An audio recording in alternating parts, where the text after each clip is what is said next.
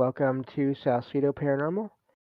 I'm your host, James Salsido, here tonight with the co host of the show, Jen, the Arcane Observer, and tonight we'll be talking about Fae or fairies and all similar beings out there.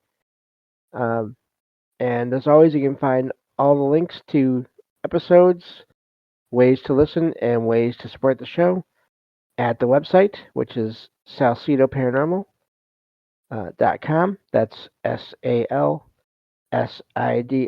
paranormal.com. You can support the show in many different ways. Of course, the usual liking and sharing, but also through Patreon. Signing up for that for as little as $1 a month to get extra content there, and also the merchandise store. Um, and quick note on the merchandise store, we have coffee mugs now in there. But support is never expected, but always appreciated, as there are expenses involved in making these shows. Also, please check out the links to friends of the show, both of course, for Jen and her channel, and also to support her being part of this show, and also Michael Strange, host of Trouble Minds Radio and the Trouble Minds Radio Network, KUAP digital broadcasting, where you can hear all kinds of amazing shows as well as my own 24/7. So I believe it takes care of the usual introduction material there. Uh, we are on episode 835. I forgot to mention that. Getting ever closer to 1,000, which really is amazing.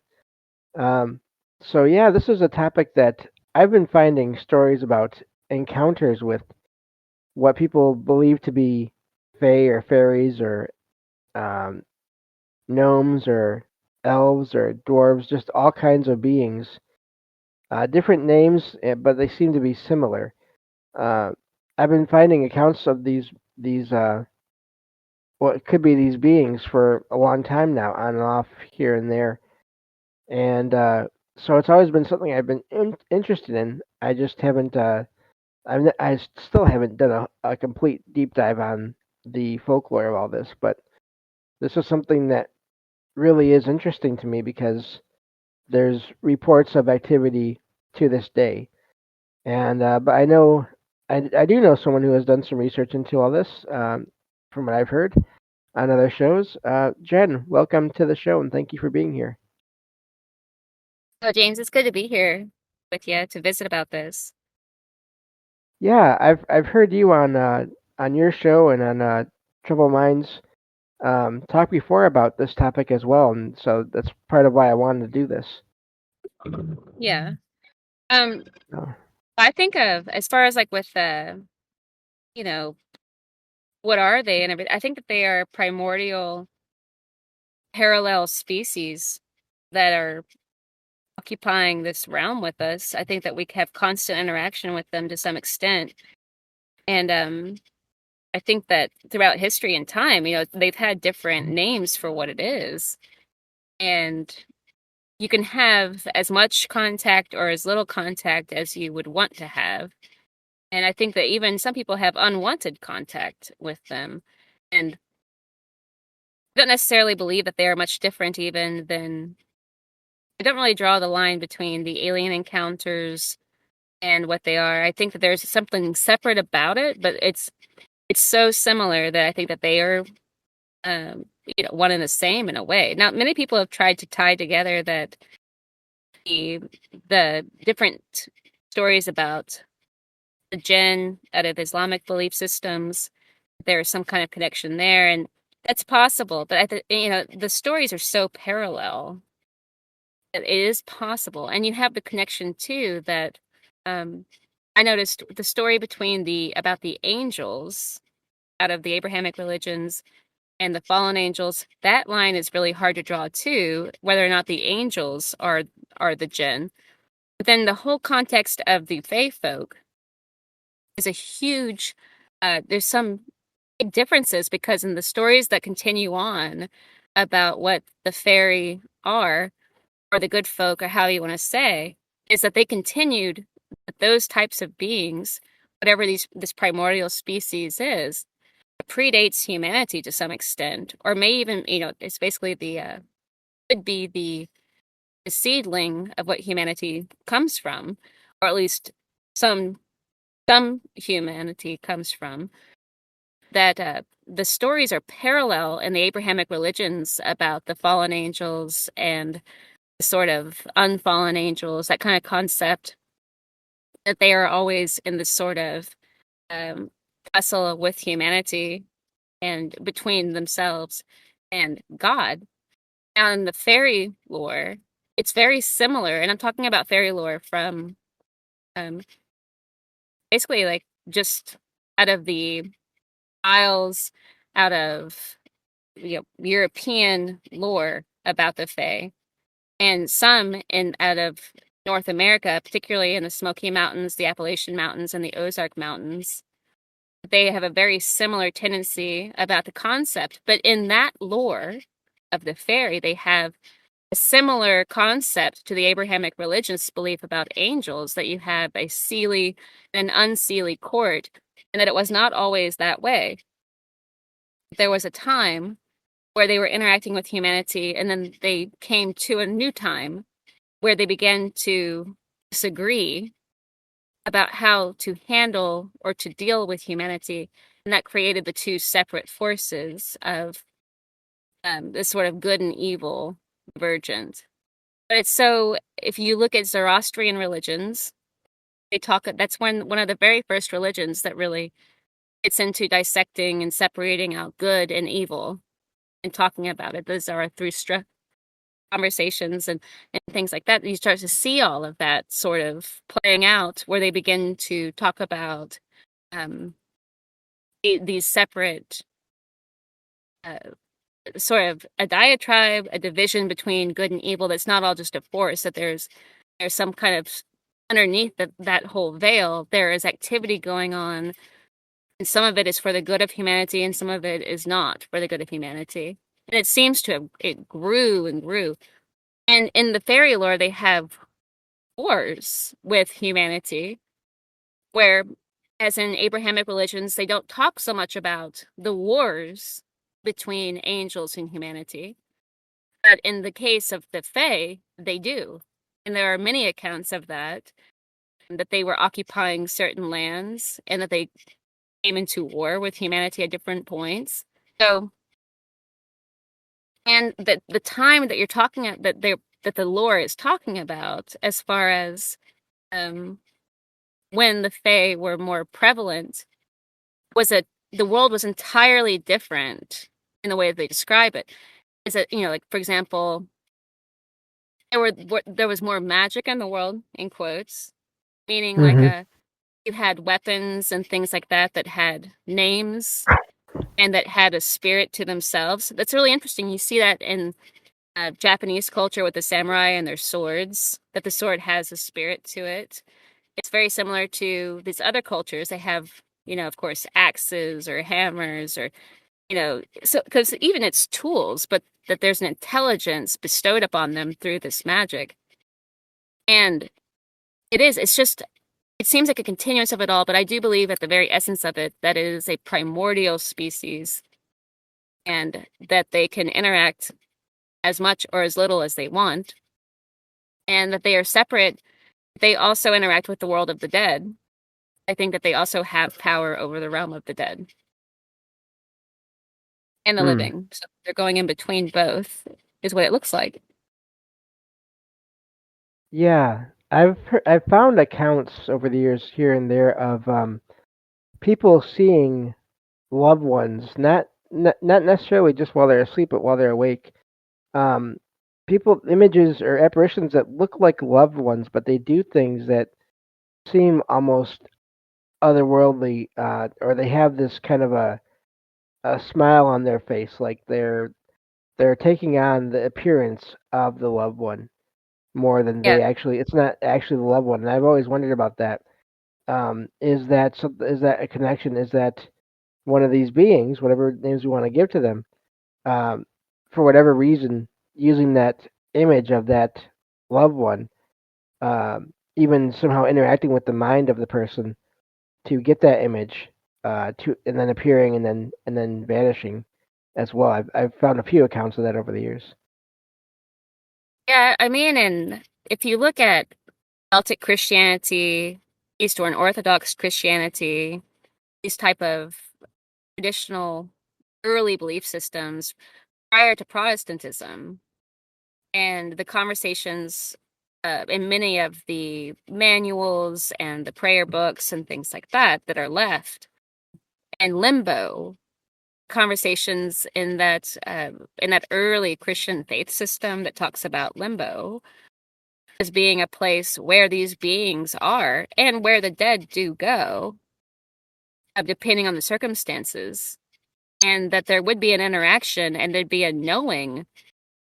The being, the species that I'm talking about would know about the comings and goings of the souls of humanity because they have a great deal of interest in the souls of humanity, because there's something about, so with, when you're looking at the case of, from what I understand, when they're talking about how they were the first, they were occupying this realm as a sort of, and continue to, but they are the ones responsible for the seasons, for the storms, for the season change, for everything. And they rule over different kingdoms. So they have the kingdom of the wild, just the forests. They have kingdoms of every type of nature, the ocean, or certain seas and oceans, and different territories within that. And they have a whole hierarchy system. And they even have kings and queens. And they have basically soldiers of a sort.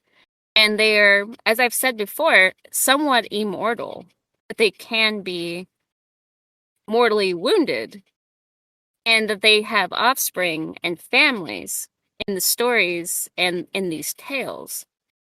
And there's a similarity, it's very blurry, about the Greek gods and the Roman gods, and that line of that divinity not being associated with the fairy world is not defined. They appear that they could be because the interactions are very similar, the changing over into animals, but having this sort of power over the wild and power to influence humanity and to influence the environment of humanity, therefore, I guess, sort of coerce or create situations that drive humanity a certain way.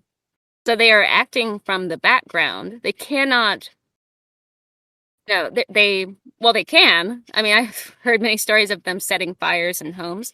There was one account I remember hearing where these people had moved out into a house in the country, and they had younger daughters that were sort of adolescent, teenage age, and they had begun to, something was happening where there was a sort of intelligence, or like elemental aspect, but they were doing this sort of, not really rituals, but they started having kind of a ghost haunting phenomenon of the classic knocking, and it knocks back, and it's almost kind of playful, and then it begins to build from there, and then they begin to give little offerings of like little ceramic statuary from their bedrooms and things like that, and then it wants more from them, from this family, was the story, and it the paranormal phenomenon began to build and build till they were able to even turn on and set fire. And people, they were talking about how, stories of sort of mischief, starting a fire, and then say a piece of paper floats down and lands on it, and then they're putting out a house fire. Things like that. So there's a lot of mischief about how at different tiers of the fairy, they have different temperaments. And so it's almost like animals, like the way that people keep pets. There's an intelligence that's it's supreme, but they are temperamental. And then the interaction with them, they can do things for people.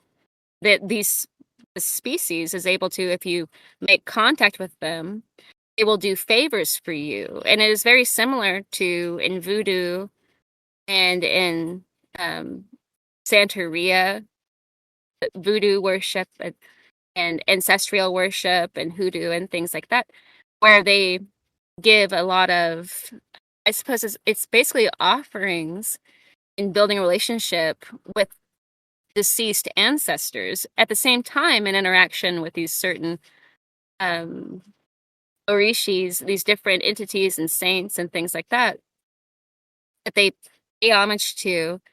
And in return for that homage, which it gets even more evolved than that in that system, because they have, I mean, I don't want to get distracted, but it's very similar as far as the interaction goes. As long as you continue to give to them, they give back. But they sometimes it becomes escalated, and what they want, sometimes what you have to give is not good enough, or you're not willing to give what they're beginning to ask for. So you see this a lot of times in the blood offerings or in sacrifices like that, but in particular with the blood offerings. And so, and that is a whole very evolved system. I mean, we probably won't go into that, but no, these beings can be interacted with persistence. If you wanted to interact with them, it looks very much like the way you begin to try to make contact with the deceased. And then it builds from there by that you begin to make offerings to them and watch for communication from them. There are different signs of their presences. So in some belief systems, from what I've heard, whirlwinds of leaves or dust or certain winds and things like that, but there's always cautions about what you should do. There are precautions against, for example, you can use iron, of course, the old classic using iron to repel them. But of course, then if you want to repel evil forces, you would use that, but it also repels the good ones as well. So there's this kind of weird, you have to decide, I guess, or familiarize yourself with it to some extent, about how to prevent negative interactions with them, but also induce interaction with them. So it's a complicated system, but it's one of the oldest faiths on the planet. And they Right. call it Yeah. all kinds of things, but at the root of it is what we are talking about. Yeah, and I do wonder, the point of it of them being the cause of paranormal activity in places. I've always wondered that because you hear about that where people have no idea why things are happening. There's not a deceased loved one necessarily that is tied to a place, or that has even before shown themselves in any way. There's just things like you said, a family moved to a place and things will start happening. And I've wondered too. A lot of times it is attributed to a spirit of a person that has passed, but if they if they don't really show themselves and really start a dialogue and really give a lot of information to prove that it's a person. And even then, if these beings, like you were saying, the species knows about the coming and going of souls or spirits, then they could know all these things possibly anyway. So I've also heard of people leaving offerings of, let's say, milk or water, or even leaving devices, leaving TVs and radios on in places, and that seems to uh, be something that I guess these different entities like or want, and I wonder if that's because of just let's say you're this extremely powerful being and you can't easily die. You don't necessarily, maybe if you don't need food, then what are you going to do? I feel like if you had none of the usual requirements of a physical person, so to speak, you would want to be doing things and maybe taking in information at all times. So I wonder if that's the reason why some of these encounters they end up like that, where once you leave things going, things calm down. Yes, it's the offerings, the essence of them and why they have such a power. Sometimes it matters what it is. But sometimes it doesn't. Many times over, I've heard that they'll kind of have whatever you are having. But just the acknowledgement of their presence is significant to them.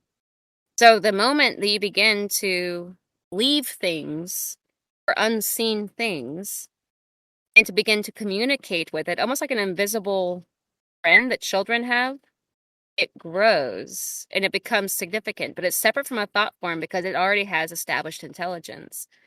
And Right. the idea of, yeah, it's, and with the dead, the reason that the deceased, I think that is because as they are coming and going from that world, preparing that individual to enter into the other realm, they are more active because the death is a window, the same as birth is a window, and they're coming and going. And in many lore, they have certain ways that they handle death for specific reasons to prevent the malevolence of the deceased loved one. They've been mishandled in the wrong way, and because they are not quite themselves for a little while right after the passing. And there are many things that people do to try to prevent that from going sideways. You have it in the classic Irish wake of you leave them for so many days at a place where everybody comes and shows extreme observance and pain at the loss of the individual. It's really important that they show their sorrow for the passing, and they cover all of the mirrors, and they all come out and they'll speak. It's similar to a funeral in the United States, but it's quite a bit different. They oftentimes walk them through the entire town. Everybody comes out in a sort of chorus of sorrow for the individual, and that is helpful because the person is trying to pass on. But the window of them passing, the same as with birth, how it's protected is because it opens up that door to that realm where these beings are, and they use that as a way to come in. And there are many different stories too that there are about that there is a buildup of so much, or there are so many souls that are present in limbo, for example, or there are only so many souls that will fill hell, or there are only so many souls that, and so on and so forth, that can be on the earth at one time. There's all of this sort of cycling with it. But the feeding of them, sometimes they have specific tastes of what the person should offer, and then other times they're happy to have anything that you are offering, almost like it's a family member. And that's the same thing you see in ancestral worship as well. You give them what they want, what they favor. They also set a place at the table for them and things like that. And it continues to keep the spirit alive, is the belief system with it. And their effect and their power in this world builds because you are interacting with them on that level, and it gives them the power to do what they do. Otherwise, they are with the wild and they are not tame. In many of the stories about the fairy and the gnomes and things like that, there are several different names for all of them. You have so many different tiers of what they are. But they will say unchristianized. So basically, it's the version of them that is wild. And we're talking about with European systems that are pre-Protestant and after the Protestant Reformation, the references to that fairy realm or that lore and folktale, that they were unchristianized, meaning that they were wild. And it's almost like trying to tame a sort of wild animal that has a great deal of intelligence to it. And there are accounts of these possessing people. They can do that. But there's some stories that speculate that the Christian belief system was created in a way to try to civilize those wild entities. And so you have the order in the class. If you read the old exorcisms and the names that they are calling out and the sort of commands that are being given, it's speaking back to an old oath system. And so there are a lot of references. In fact, if you look at, the movie The Exorcist, the entity Pazuzu has his hand raised, his right hand is raised, and it's a sign of an oath. We still, to this day, whenever we are doing, these are all, and there's a whole thing originally, before they had courts and things of the kind, they would have these doors, and they have these oath rings that are basically the knocker of that door, and they were literally used. They weren't symbolic. So you had like people have seen maybe the old rings that are on the front of the center of doors used to knock to open the door into wherever. Well, many times oaths were taken at those locations before the person would pass through that door and take their initiations. So swearing, eventually, there's a correlation where once that system subsided, it became the book.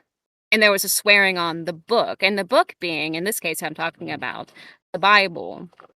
And the Bible in itself being a type of, supposedly, in many different accounts, that book was not allowed to be read by laymen because it was not to be interpreted by the people because it was full of magic.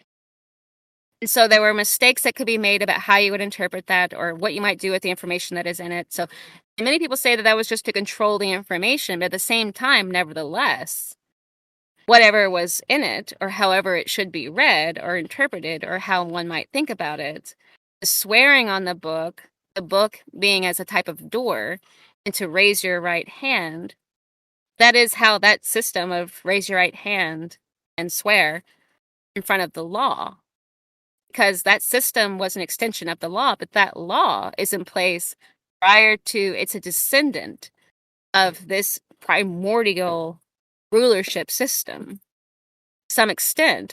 At least I think so.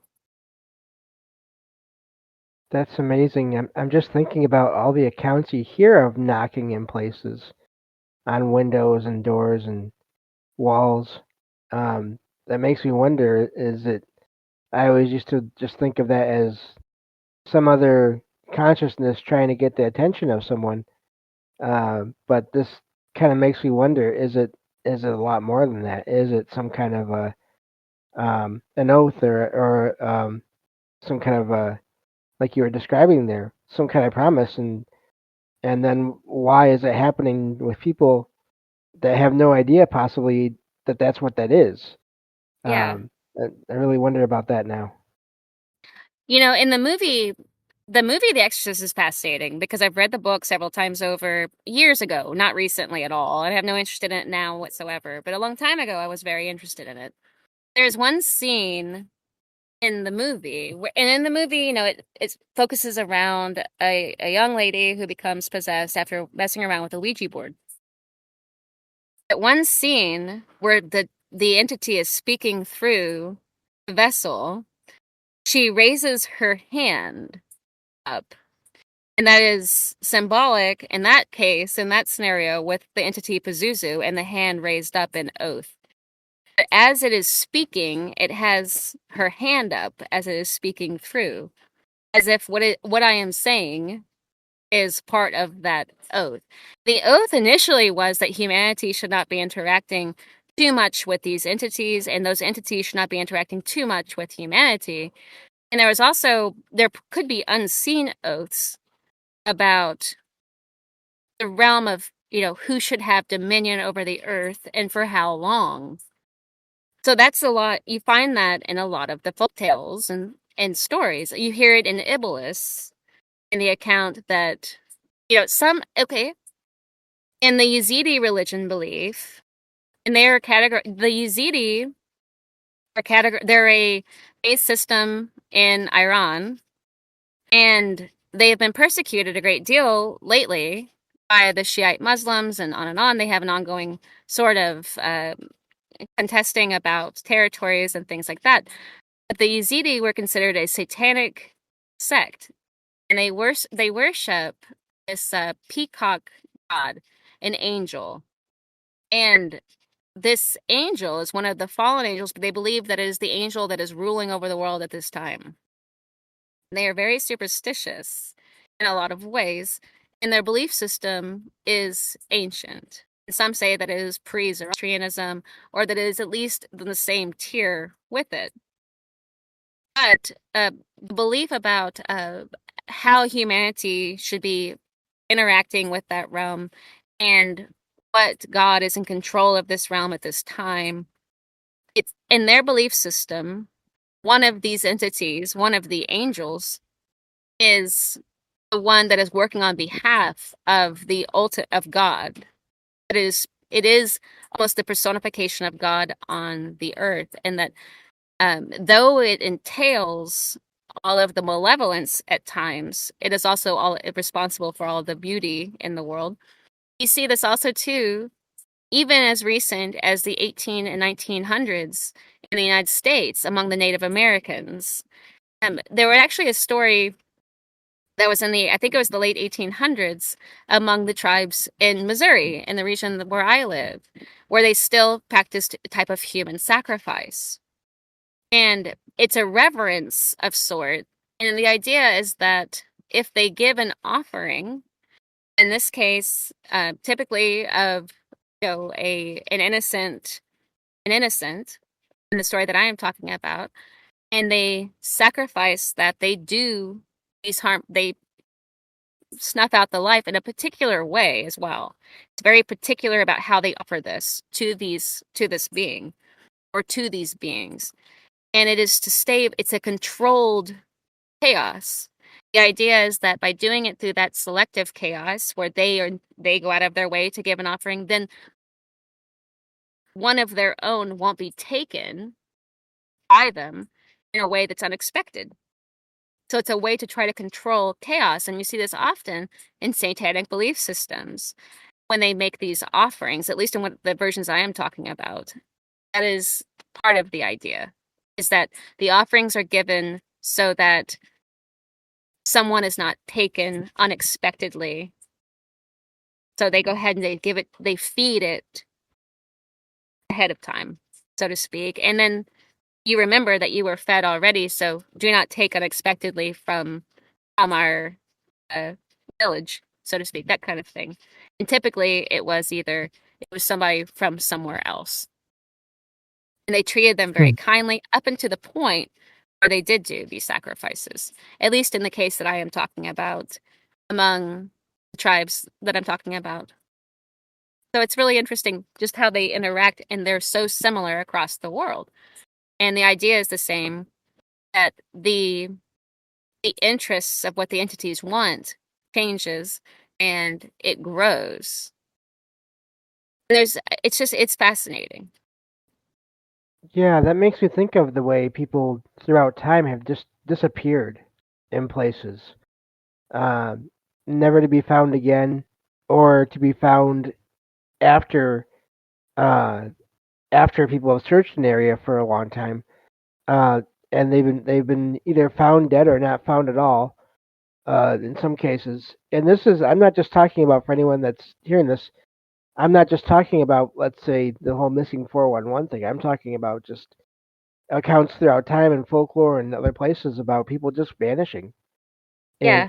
from places. And so it makes me wonder, were some of these practices developed to stop that? Is that why Hmm. some of these sacrifices were done that way? Yes, there's a link. I believe there is a link between them. In another way, um, if, one second. No problem. But yeah, just real quick, everyone, if you I forgot to mention this in the show. There's a couple of articles I have links to that I will put in the episode description. They give really basic overviews of all this, or the aspects of this, and you can check those out as well. Um, but um, but also, if you just look around online, if you look on websites that have uh, stories of experiences from people, you will find accounts that kind of go into some of the details, not all of them, but some of what we've been talking about here all night with things happening that people can't explain. And sometimes people do write it off as more of a spirit of a person, but other times they don't. And that just shows how complicated all this is, because how do we know for sure? Exactly. So one thing that I wanted to mention about with the concept of the sacrifices and that being a way to control the chaos of what you were referencing to, that the taking. or accidents, things like that. Many times in those rituals or in the concepts of them, where a group is involved in making the offering of these individuals, it is an offering of that soul becomes a type of psychopomp, which is like a guide in the other realm for that entity. It becomes a sort of operative of sorts in the spirit realm. So it's a type of irreverent thing. And what's really strange is you see this play out sometimes in the idea systems of many popularized serial killers. Many people don't know this, but accounts of, for example, Ted Bundy and the collecting of heads. And the same thing with Dahmer. Dahmer was found to have had an altar in his home that had a human skull. And there were references there that he also had, well, that he had an altar and that he was practicing some sort of keeping the soul with him in a way. Oh, what? Uh-oh. Did I lose you? Hopefully I didn't lose you. It's an armadillo that was walking up in my Yeah. yard. Oh, yeah, you might Sorry. want to watch that. No problem. Yeah, no, Yeah, that's valid. The reason to be watching out for things.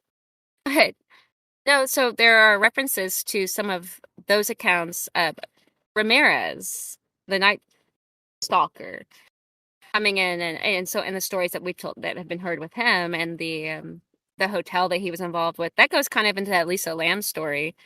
And it's full of occultic conversations. But in general, like with Ted Bundy, and when they found many of the skulls that were left on a particular mountain there in California. And well, I think he's not the only one. There were several. And that was fascinating. I began to follow that and think about the skull cults and the offerings of and the belief system around. And I actually did a video that's still left up on my channel talking about the skull cults to some extent in the concept of Baphomet as it goes into the belief systems held about the power of skull. These offerings many times were to do with afterlife to those entities. There was a sort of dedication of that individual, and they would operate as a sort of messenger between the worlds on behalf of that entity. So that's also a very fascinating aspect of it, that they are a dedication when that happens as well. So it's more involved than when people hear about things like satanic worship or things like that. It is much more involved than initially on the surface what it looks like. And there's a whole system about the feeding too of some of these entities, because these entities are not people, and they're a type of highly intelligent, often ancient, um, independently intelligent entity that is interacting with the world of humanity. And there's something that they want from it.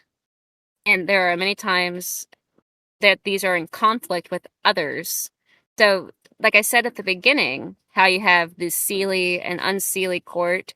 In the case of angels or the Djinn, you have the same concept that there is a good for humanity and bad for humanity. And the war initially between them was about how that I've noticed is that they're constantly referencing about how they should handle humanity or what they should do with it. They almost act like gods and Right. goddesses to some extent. Yeah, and that makes sense. I'm just thinking about how, like you said, the Greek and Roman gods. It makes me wonder if some of these beings throughout time have been sort of either mistaken as or um, have acted as what could be people have thought of as being these gods and all that as well, or deities. As in all those cases, we've talked before about festivals dedicated to uh, certain figures and how there's all that energy being generated and sent in one direction. And I can't remember. I don't know if we've done a show on just skulls itself. I know we did one on the Grim Reaper, but that wasn't exactly skulls, not just all skulls. So maybe we should do that at some point as well. We could. That'd be a good topic. I mean, because it leads into it. It's all tied together. I didn't know it at the time. But I mean, I drew correlations that I believe were connected, and you find it fulfills itself distinctively. And so I have done a couple of videos about that. No, we haven't ever talked about it specifically. The other thing that I thought was really interesting as far as the feeding goes is in witchcraft. You have the account of creating a fetch. And the idea you have to, in witchcraft, of course, and all the stories and everything, everybody has probably heard about that, the witch has a sort of it's different than like a fetish, which would be like an item that has power, but they have a creature, typically a cat or a toad or, a bird or a snake or a dog. And the idea is that the creature goes out and it collects knowledge from the environment, typically in this case I'm talking about, it'd be references to a village, and it gets knowledge that would not otherwise be known by hanging around unnoticed and then returning back to the sorcerer or the sorceress or the witch or whatever you want to call it and giving the information to them. In the account of how these could be they are in some witchcraft is talked about that they are created, that they start out by digging a hole and then they fill it with things that they find. And the finding comes from announcing their intention initially, dedicating themselves through an initiation, and then it invites what's referred to oftentimes, at least in the system that I'm talking about, watchers. So which is the watchers, the concept of the fae or the angels or whatever, the Grigori of the world, and over that realm wherever they are living. Then you announce yourself to them, and then you begin to find things that are placed in front of you, kind of the way that a cat might leave a mouse on your front door or at your front porch, at your door, that sort of thing. And the person takes those things and they put them into that hole, and they get an assembly of sorts, and then it's covered up, and then they continue to replace stuff inside of that as it is consumed by the earth. And there's power given into a platform, and that becomes empowered. And they continue to feed it, like meat or fruit or whatever it is that they come across.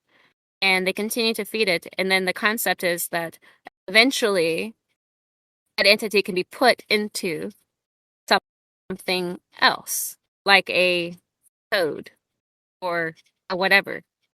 And there's a whole ritual behind how you might cause that animal to be taken over by the entity.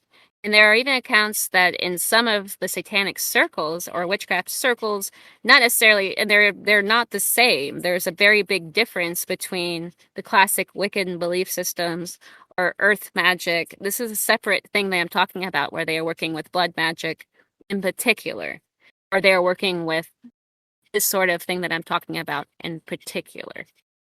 Mm-hmm. And so it's separate from the cozier folklore, so to speak, and it's more dramatic. But the accounts of putting these into even people, and there are ideas that even in some of these systems, that in some cult groups, the head over that group is possessed with a high entity, with a high level entity that is possessing that individual and therefore is controlling over the group. And many times, from what I have heard and read, that it is erratic. So it is not quite like what you would imagine, where it's this eloquent speaking being. It is oftentimes erratic. And even the accounts of possession and things like that, and not to be dark with it, but just the concept of the walking in.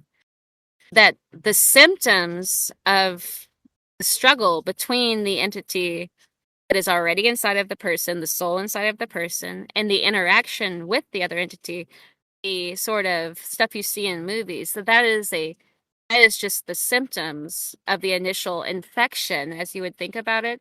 And that after that passes, there's something similar to like a perfect possession where the person, it's almost seamless and the individual displays certain characteristics. They would have knowledge of things that they otherwise would not know. They get the power of the entity to some extent in exchange for letting them live in them.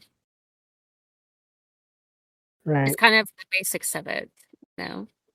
This is also making me think of how often people report just seeing heads floating, just apparitions of heads, or even just eyes Mm-hmm. sometimes. I think that's also makes me wonder now what that is about as well.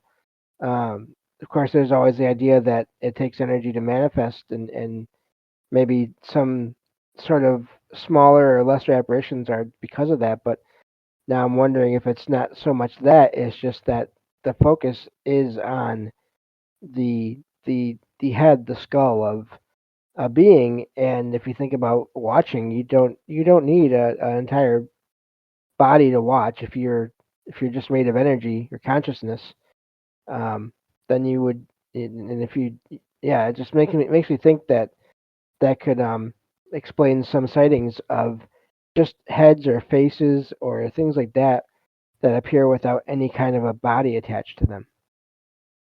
I think it's definitely worth visiting the topic of the skull cults. You could easily Hmm. go into Skull and Bones and many of the other different fraternities. The idea of the headhunters of the Amazon, the accounts of even in the idea of, for example, consuming the heart or certain parts of the enemy, you gain their bravery or their strengths. So there's a lot to that that's really complicated. There's the idea too of, well, even more recently, there's scientific evidence that's leading to the idea that the brain emits a type of light. And there are accounts I've seen of children who are blindfolded that cannot see, and they can see with their eyes concealed. So they should have no way to be able to see what is in front of them. But I've shared that video with you if you remember.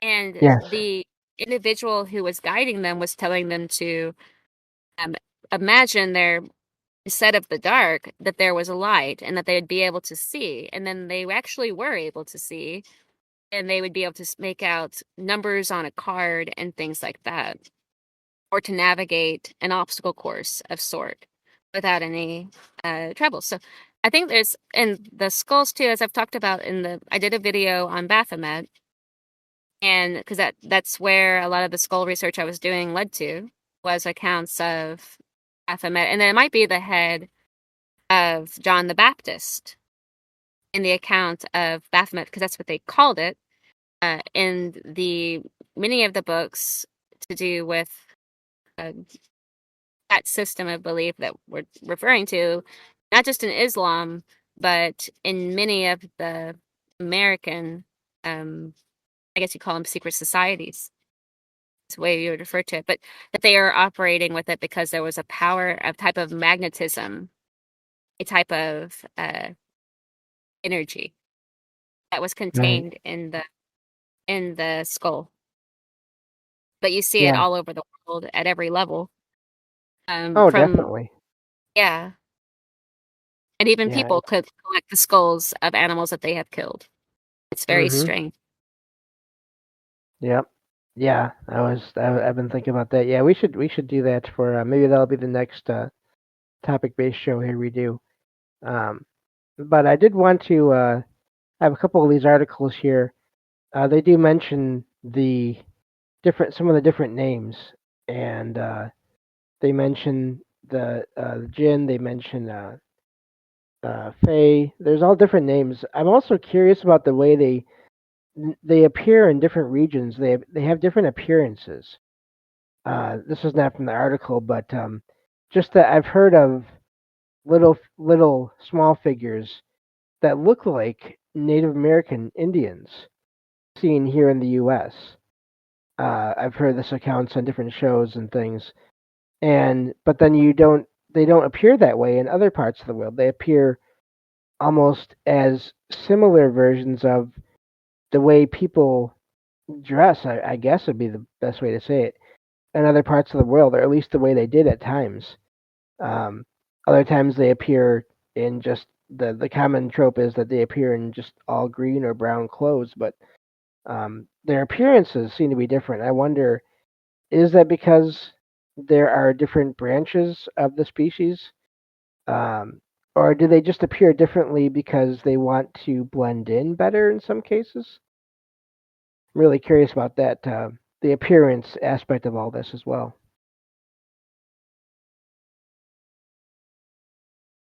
But No, I think the appearances of how they well, okay, in the Yazidi belief system, there are stories of where like accounts of journalists, basically journalists, that would go in to speak with them, and they would watch and they would notice that, for example, there were the superstitions about being in a circle and not being able to, like, if take a young boy out of the Yazidi tribe and draw a line of chalk around him, and something about the concept of that's a part of their belief system, that they cannot cross that line of chalk themselves. And chalk magic it's seen very prevalent in voodoo and Santeria, where chalk is used as a way to sort of create boundaries and things like that. But how things would be seen inside of the circle versus outside of the circle. And the same accounts for crossing over bodies of water.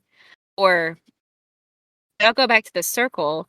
Essentially, like, you're protected in a way, or you are confined with it. So it's one of the two. It's definitely a type of boundary. But the way that the world is viewed, or the way these entities are seen, if you're outside of the circle, for example, and you are looking at them and they are in the circle, you might see them as what they truly are. And if that is the opposite, it may appear to be, for example, like you were talking about earlier, a loved one, or it may take on the guise of, something more familiar. That would be a type of misguiding, because they are able to slip between and take on pretty much any facade that they can access. And so you hear about this a lot of times too with the classic, mimic, the more modern thing that's coming out now on the internet, where they talk about the mimic as a type of storytelling. It's based off of true accounts in the skinwalker concepts too, of being able to take on the facade and appear as they want. But it has a lot to do with the territory and where they're coming from. And there have been accounts where exorcisms do not work if they are not spoken in the proper language. So, for example, if you have an entity that doesn't, out of a certain region or of this kind, and it's not some high level entity, the clearing doesn't work. And there's a certain prayer that would work for that one, but wouldn't work for another one. And there are right, certain things you could use that may work for one, but it won't work for another. So it is territorial in a way.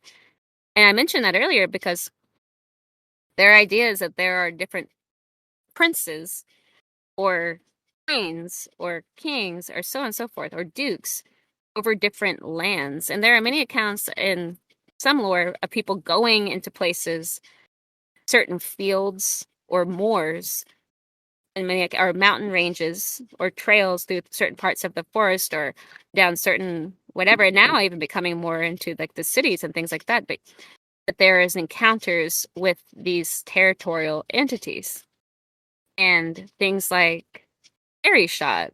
There was an account I remember hearing about. There was a man who had wandered off of the typical trail he took because there was a storm, and he was trying to take a shortcut, and he went through a territory he was not supposed to go through. and he felt like something bit him on the leg like a snake, but he didn't see any type of wound. When he got home, it had festered up significantly, and they thought that there was some type of witchcraft involved. This was an old story, and they brought Hmm. in a doctor, like a village doctor, and they opened it up, and inside of the wound that he had, they found feathers and animal hair and like this type of material inside of the wound. And so it was coming from the inside out, and the injury caused him a great deal of fever, and it was like that. So it's and that's the concept of fairy shot, of being actually attacked by one of these entities. And it seems it's supernatural if you believe And them. and that's amazing because I've heard accounts of some of these beings carrying bows and arrows or staffs or just different items, tools, as you mentioned earlier. So that makes sense if someone wandered into an area where they don't belong. I can imagine that. I do wonder too, going back to the circle aspect, because you hear about that as well. Find people getting weird feelings when they get near circles of objects in nature, whether it's stones or um, circular patches of grass in clearings. Of course, mushrooms, different circles of mushrooms that grow naturally, but still people have these weird feelings of there being a presence either near or when they're in the middle of these places. Yeah. The circle is the circumference, and there's an azimuth. If you're in the center of the circle that's being created, if it was a ritual circle, or even if it was just a natural created circle by the earth itself, there's the center of it, and this goes into a little bit like mathematics, essentially. But at the point in the center of the circle, and up, as looking up, there's a point above the head. It extends, depending on the size of the power of the circle, it extends beneath your feet as well.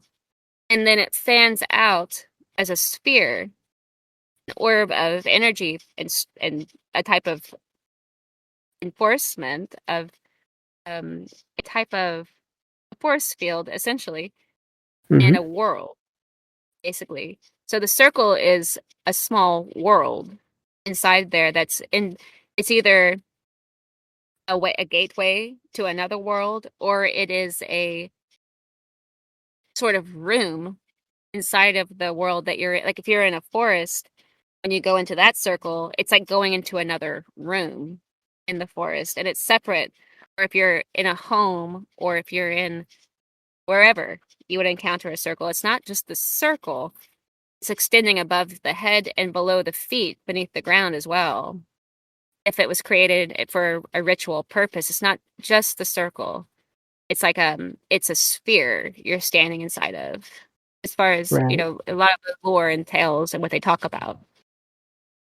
Yeah, that's also fascinating because I've heard so many accounts of people saying that corners are either good for deflecting spirits or bad for keeping them in a corner in a space.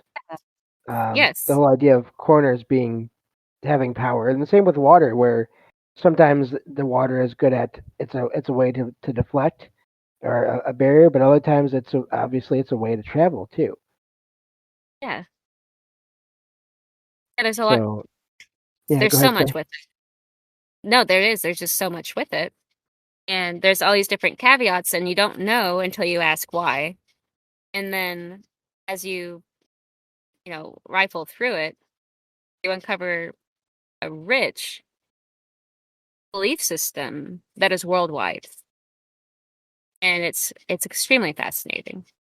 And I really enjoyed talking with you about this. And I'm glad we got a chance to do so.